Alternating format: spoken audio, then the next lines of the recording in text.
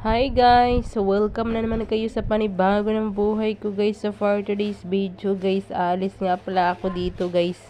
So pupunta nga pala ako dito guys ng hospital. Kasama ko ang aking tsuhin din guys.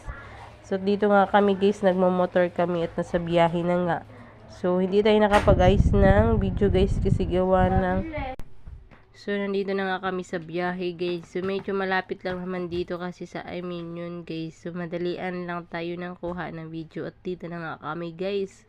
O, kakarating lang namin. So, nandito na kami sa parking. So, ipapark lang ng tsuhin ko ang kanyang motor. At dito na habang nag-aantay ako, guys, is syempre, tumitingin muna ako sa mga paligid ko. At napakarami ng tao dito. O, diba? Ang dami talagang sakit ng mga tao ngayon. So, at dito nga guys, ang aking mukha hindi pa talaga sadyang magaling ang mata ko sinisipon kasi at inuubo ako. So, medyo naluluha pa talaga ang mata ko guys. O, diba? So, kailangan natin guys, kasi nga as a tita, so, nandyan tayo sa kasi may naramdaman. Nandaraman ang pamangkin. So, kailangan nandyan tayo, o, diba? So, dito na nga guys, kami pumasok na kami sa loob dyan guys. So, pasensyahan nyo na yung kuha ko guys kasi nga, so, nagmamadali na talaga masyado guys kasi nga may oras yung dalaw niya. At papunta na nga kami sa room niya guys. At dito na guys, oh.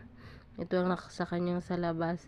At ang pagdating nga namin guys dito is nakikita talaga guys na natuwa siya guys. Kasi gawa ng mama, sabi niya, "Mama, wala bang dadalaw sa akin?" Sabi ng mama niya, "Yung tita Inday mo pupunta." At dito na nga.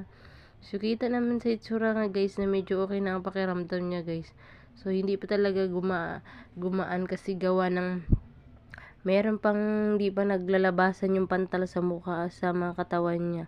O, diba? Hindi naman siya nagagalit nung nagawa na ako. Sabi ko, sige ka, iba-vlog talaga kita kasi hindi ka nagmamadaling gumaling. So, 5 days na kasi sila dito guys. So, sabi ko, magpagaling ka na at kumain ka dito ng marami. Ayan nga, dinala nga namin siya ng makakain guys. Gawa ng kailangan daw is gusto niya ng may sabaw.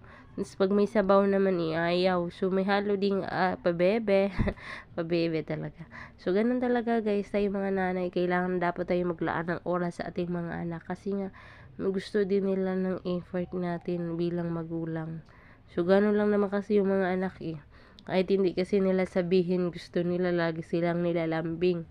So, andito tayo guys. Habang sabi ko nga, kumain ka ng marami at uminom ka nung dapat inumin kasi para wala ka na at magaling ka na at uwi ka at bago mag Halloween is nandun ka na dapat sa bahay, hindi ka na nandito na natili.